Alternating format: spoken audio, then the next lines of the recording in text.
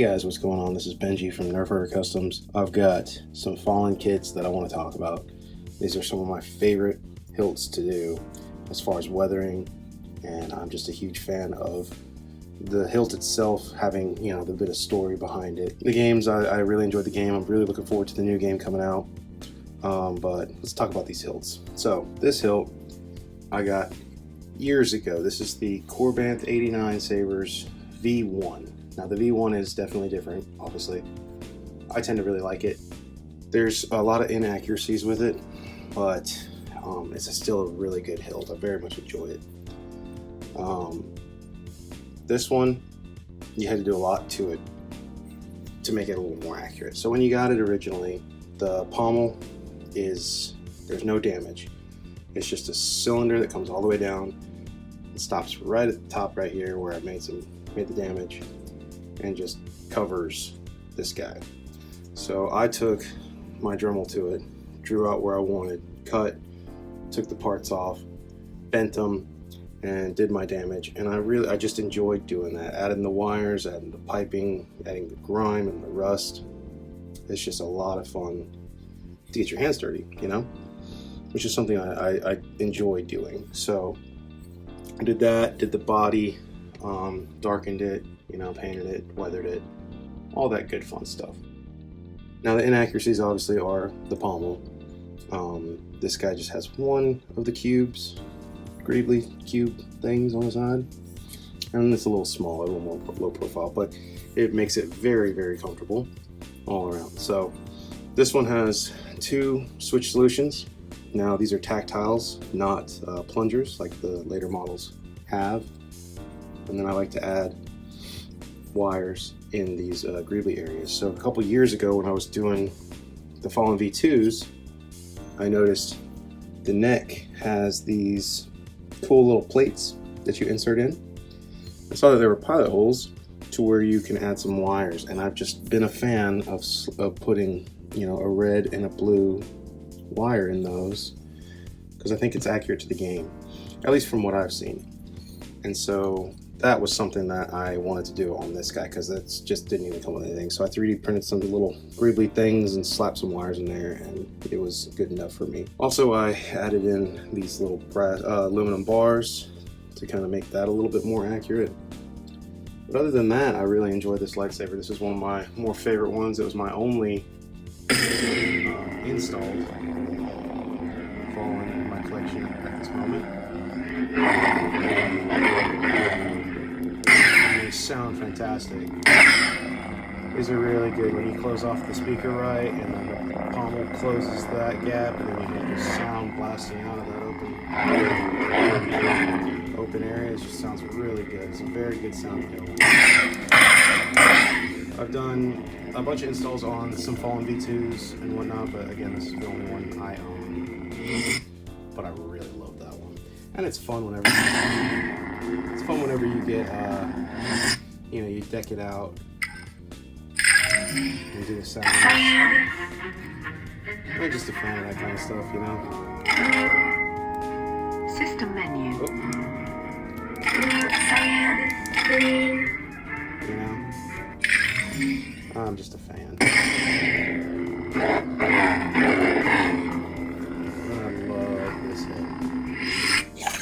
My chassis on it, designed this chassis, which I really enjoyed. Have the Jedi Order symbol on there, and it's just a lot of fun, very fun to do. So, and then yeah, these are the differences too I wanted to address. The V1s and the V2s, the shrouds are held on by these set screws, which I know a lot of people really didn't like. Didn't bother me much, but the newest also has them hidden, so they kind of fixed that. The V2s and the V3s are very, very similar in a lot of aspects. The only difference that I've noticed is the shrouds, obviously, and then the pommel damage. The pommel damage is the same on the V2. You got the tube that would come, and then this would be already pre-cut out and everything, and then the pommel insert here. This was new, but this was the same as the V2, and the only difference is they added these guys, which I haven't really played with just yet. But yeah, I like to take these guys and I bend them up just carefully, you know, without breaking the aluminum piece, and then I add my wires specifically. I'll add a bunch of wires on this guy, some red, blue, and black and whatnot. I'll cut, you know, channels for the wires to lay in, and you know, secure them in, glue them in my cut channels, so that way you can still remove the pommel if you wanted to. But once it's on and done, I never ever have a need to do it, so it's not really that necessary. But to me, clearing a channel to where you can take the pommel on and off and still have the wire and pipes, I think that's, you know, just a lot better. So the body doesn't come black, it comes bluish now. I think the V2s were more of a black, but they, for some reason, started doing them with this blue tint, which I'm not a fan of. So it's one thing I don't like, but you can easily fix it. Easily tear it down, weather it, paint it black, whatever floats your boat, which is what happened here. We painted it black. I still need to take down this ring. It's one thing that I've noticed in the game. Your top part of your body, right, like the grip, this part should be taken down. A lot of kits that I've noticed come with it, they just do the whole entire thing, you know, black. So I take that down immediately. That has to go. So once that's done, then the other difference in the V2s and the V3s are these the coupler, the threaded coupler part. This is a separate piece. See how you can see it in there, how it's right there. So this guy comes off. The V1, the threaded section is connected to the body, so that's all specific. I'm not sure if the dimensions are a little different. They might be for chassis making. So V1 chassis are not compatible as much as you think with these guys. So the V2s, the V3s. But I wanted to get this guy. Technically the body option says V4, which is just the fixed pommel on it. So sound venting down there at the bottom. This little D-ring that we got, it's cool. I really like that addition from the game. It's very cool. So I haven't weathered this one. Harrison of Apollo Industries gave me this hilt in the trade for services. I got some Star Killers that I'm going to install for him. But he attempted and then was just like, you know what, I'm not as into this hilt as I thought I would be. Do you want it? And I was like, absolutely, because I want a Survivor version. The Survivor version is the new game coming up with the pommel fixed. So back to the thread, that's what's different was you can take underneath these guys. I just have mine, yeah, with these 6 with some tape. There's some set screws and then a set screw for the chassis. So that was for orienting your dude right, however you wanted it to line up the damage, or this one, tighten that down, and then you're good to go. So, which is pretty cool. I like that system because then you can line up the body exactly how you want and not have any clocking issues. But next we have up here their plunger systems in the V2s and V3 systems. These are great. Really enjoy them when done right. These, I know, are the bane of existence for a lot of people. So this little plunger guy here, this brass hat, if it's not secured with like glue, which is also tricky, I don't do it because I don't want to permanently do that down. I do it with E6000, and it is still very, very tricky to do because it can still come off too. But basically over time, if you're not careful pressing this thing, you might be unthreading it, and then it's on a spring. So as soon as this comes unthreaded, that thing goes flying. If you can't find it, you're hosed, man. It sucks. It's just, I mean, there's no replacements out there that I know of. Anybody who asks me, my best direction to point them in is Randy. I'm like, hey, ask Corbanth. I don't know if maybe he has somebody in a manufacturer who has extras, but those are just not something you buy. This isn't a switch. This isn't, I mean, you could make it a switch, but this plunger is specifically designed and you only get one. So YOLO. Yeah, anyways, put my wires in there, which I really enjoy doing. Haven't weathered it up yet. That will look a lot better. The only other thing I don't like about this is this color edition. The V2s didn't have that. These have a red, but it's more accurate when it's the copper one. So we'll get to that in a second on that hilt. But yeah, that's basically the 89 V2 one, the one of V2. I enjoy it. The emitter has a little bit more shallower blade depth than the V1 just because of size, but it's still really good. So now last what we have here is this is Darth Koopa's. I love these stickers, man. I don't know if this is for me, but I want one. So before I send it back, I'll ask it. So this last one here at the very top is the Survivor by Saber and Jimmy's Saber Junk. So it's a cool box. I'm a fan of box art. So this is a collaboration they had for this hilt. Now I'm going to do some comparisons, obviously, here in a minute, but I'm going to talk a little bit about this hilt, mainly for Koopa here. So when I pulled this out of the box for my first time looking at it, this is very different. It's very shiny when you get it, obviously.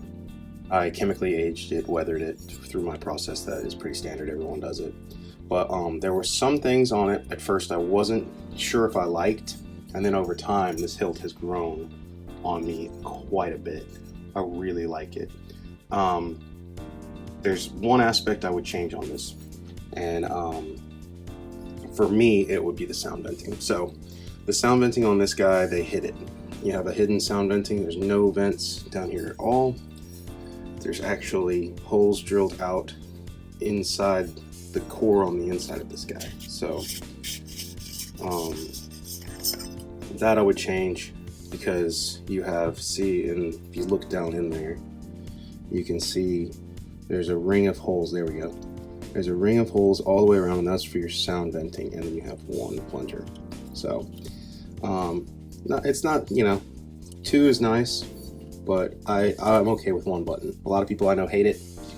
Sometimes I'm okay with one button. I like it depending on the board, but I did a lot of the weathering to make it kind of grungy and used. I didn't want to go overboard with this one. So with the V2s, it's really cool to, or the V3s, it's really cool to weather them up and make them just dirty and nasty. But from what I've seen from a lot of the concept art and stuff from the game, it's fairly clean. But it definitely has use. But I'm a huge fan of natural weathering. So like basically anywhere you're gonna hold on to this thing, it's gonna rub off. So if you do weathering and you weather the Saber like crazy, with like the chemical weathering that I have, eventually it can wear off over time. So if you don't clear coat it and you go for relic style and stuff like that, it can be rubbed off. It's just the name of the game, unless you powder coat it with a clear coat, powder coat, or just get wild with powder coats. I tend to try to avoid them if I can, because it may dull the finished job depending on which clear coat you use, whether matte or satin or whatever you want to use. It's up to you, really. People ask me about them all the time, and I'm like, hey man, experiment with it. I do. Sometimes I clear coat some weathering jobs, but for the most part, everywhere you touch is going to rub off. That's what I want anyways. So your weathering usually is in the areas that you're not going to naturally rub over time or mess up. So, oh, that looked terrible. So what I would do is, if this was my hilt, you can take this guy off right here, and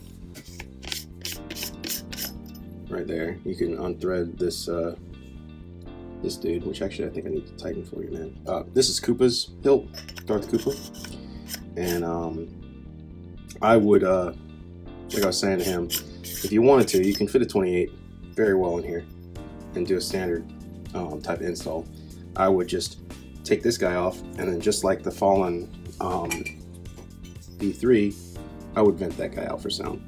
But that's just me. I like to put a 28mm in a Saber that can hold it, if at all possible.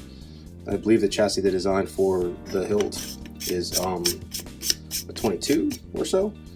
But the video I saw with Jimmy's Saber Junk and saberbay, like, they had a really cool chassis that took up the whole thing. It had like a crystal in there and all this stuff. So I understand why they relocated the speaker up here.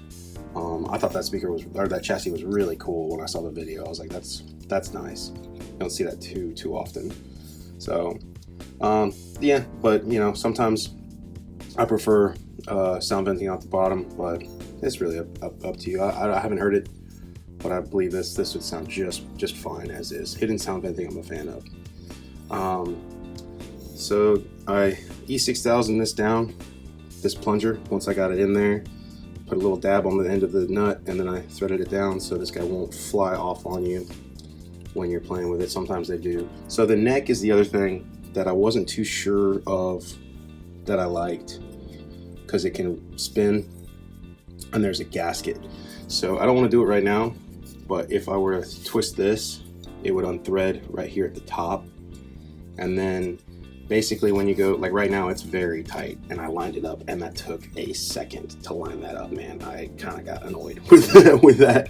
So that was the one thing I would say, kind of a bummer, but not a deal breaker at all. Like once you get it to the right height and you can thread it back down, you're fine. But really the only reason that ever needed to come up was to get this guy on, but I was able to do it through here anyways because I didn't want to go back.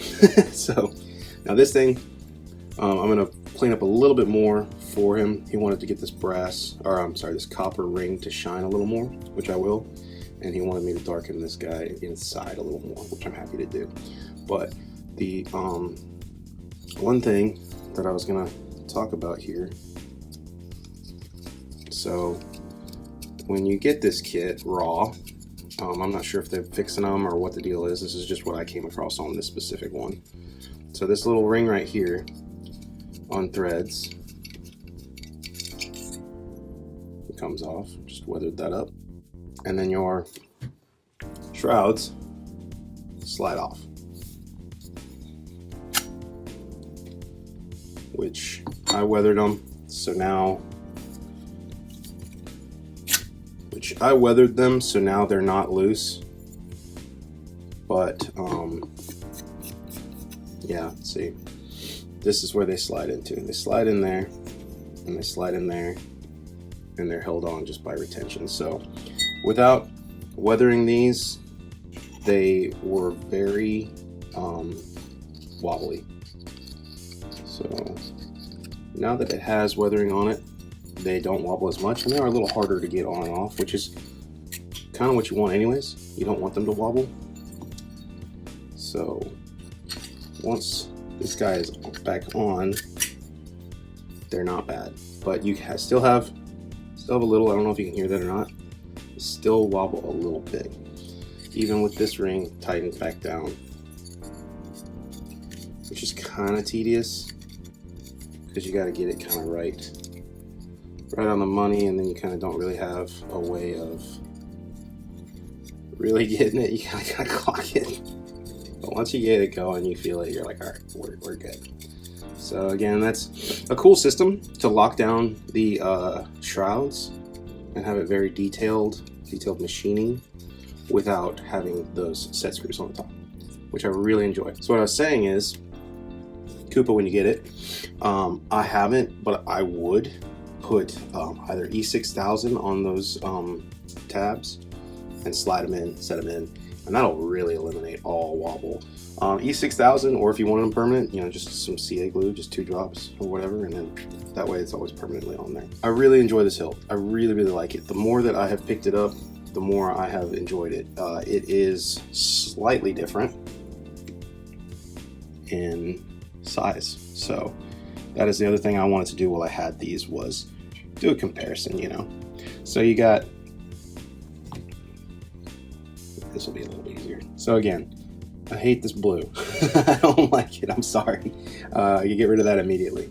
The other thing I tend to get rid of immediately on these is this ring, top ring is always usually black or blue in that case, and I take that down. So that's always that's a mod that I think a lot of people might miss, is that's supposed to be silver from the reference pictures. The neck is a little different, the shrouds are a little different, body's a little different, and the pommel's a little different. I mean, it's all just a little different on size for, I don't know, it's kind of hard to tell, but when you pick them up, you can really tell the difference in this Jimmy Saber Saberbay. It's a little thicker, tiny bit. Pretty much the same dimensions on the inside, but they're a little bit thicker on certain areas. Now, I really like the body girth and the pommel girth on this. Pommel girth. I don't know. I really feel like this saber is a very good sized Fallen. These grips are a little rough. I kind of sanded them down a little bit, but if you were to like rub your hand on it, you know, you can feel it. It feels like holding. It's a very grippy, very grippy knurled grip, which is cool. This one is is sleek. That's the thing. Like I've only had experience with these 89 Fallens for the most part, and this one is very, very sleek after holding that, which I'm not sure which one I like more. That's that's the thing. I'm not sure. I really enjoy the body on this guy. I think the pommel's a little nicer than this one. Haven't weathered them, but again, you can see there's some difference in the pommels. So, difference in the bodies, a little bit thicker. Difference in those guys. Slight difference in the shroud dimensions. Overall, though, these are the best that I've seen. Best two you can get. So I'm gonna fix this guy up a little bit more before I send it out to you, my dude. But I just wanted to show all these hilts while I had them. I love these things. They are a ton of fun to do. And there are other brands out there. I believe LGT has a version. I can't remember who else. I'm really bad on saber companies now, you guys. I've just over the years stopped collecting, and I only experience these when they come across my desk now.